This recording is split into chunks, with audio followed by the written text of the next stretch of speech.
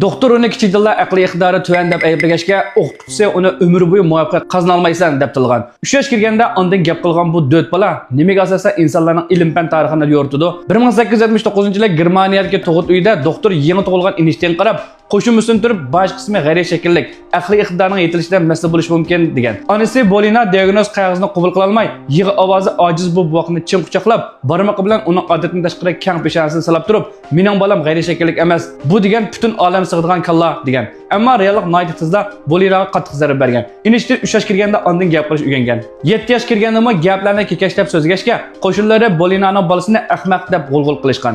Maktabdagi o'qituvchilar bo'lsa, butun sinfdagi savodoshlarining oldida uni qattiq ayblab, varqirab, bu bolaning kallasi ishlamaydi. Bu bola umrda hech qanday natija qozonmaydi degan.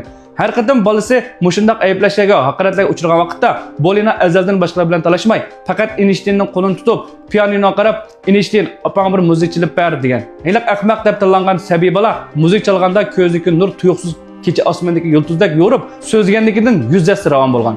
Kimmi onasining mushundaq shartsiz ishonchi va keng qursaqlik ostida o'qituvchilar istiqboli yo'q deb gumon qilgan bu bolaning keyin nisbiylik nazariyasini o'tirib qo'ygan, insonlarning olamga bo'lgan tunishini o'zgartgan, ilm fannidagi gigant odam bo'lib chiqadiganligini o'ylab baqqandaysiz. Bolina o'g'ildan voz kechishni o'ylab baqmagan.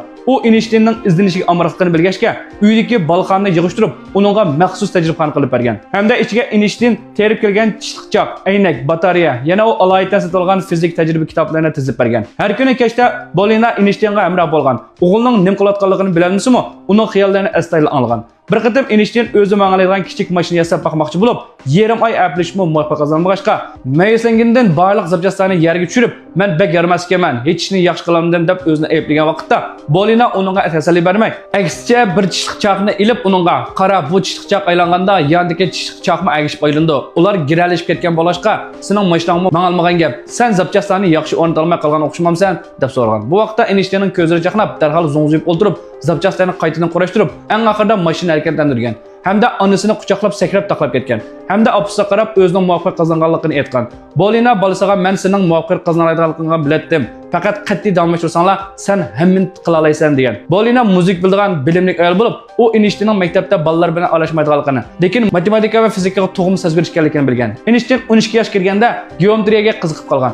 Bolina do'stiga Dashoning geometriya oid kitoblarini oriyat ilib berishni havol qilgan. Hamda bir oliy maktab o'quvchisini uyga Einsteinga takror qilib berish alohida taklif qilgan. Lekin dastlabda Einstein kitobdagi formula va teoremlarni ko'rib, zarla tushunolmay voz kechmoqchi bo'lgan. Bu vaqtda Bolina uni cho'qib o'rganishga majbur bo'lmasdan, balki matematikani o'zi yaxshi ko'rgan muzikaga birlashtirib o'rganishga taklif, Einsteinni o'xshash bo'lmagan bayqashlar erishtirgan. O'lmayadan bu usulning haqiqatan unum bo'lib, Einstein geometriya teoremasini hosil qilish jarayonidan xuddi muzikaning melodiyasi o'xshash logik ishkalligini bayqagan. U asta-asta geometriyani o'qib tushunib qolmay, yana taxmi qiyin bo'lgan differensial integralni o'zidan o'rganishga boshlagan. Bolina Einsteinga skriptga chirish o'rgatgan. Bolina Einsteinga muzikaning cho'ngmini aram olishga foydasi borligini, muzik chirayotganda tuyuqsiz ilhom kelib qilishi mumkinligini aytgan. Keyin Einstein o'zining nurg'un ilmiy xiyollarini skriptga chalganda o'ylab chiqarganligini aytgan. Masalan, nisbiylik nazariyasining ibtidoiy shakli. U Mozart muzikasini o'ralganda tuyuqsiz vaqt va bo'shliqni muqim o'zgarmaydigan narsa bo'lmasdan, balki xuddi muzikaning ritmining tiz asliga o'xshash o'zgarib turganligini his qilgan. Hamda keyin Einstein Germaniyadan ayrilib, Shveysariyaga berib, Toshkentda o'qib, dunyoga dangliq olim aylangan. U mayli qanchalik yiroqqa borsin, doim onasiga xat yozib, o'zining tadqiqot natijalarini o'rtoqlashib ko'rishni unutmagan. Hamda kichik vaqtidagi o'xshash onasidan o'zining o'ylaganlarini qanday bo'lganligini so'rab turgan. Bolina hamisha xatida uni ilhomlantirib, uningga nima uchun deb so'rash qadamini menga to'xtatmasligini. Bu savol uning eng qimmatli narsa ekanligini aytgan. 1935-yilda Bolina olamdan o'tgan. Onasi vafot bo'lgandan keyin Einstein do'stiga yozgan xatida, "Agar onam bo'lmagan bo'lsa, bugungi men bo'lmaydim. U azaldan boshqalarning gumoni sababli meni inkor qilmaydi.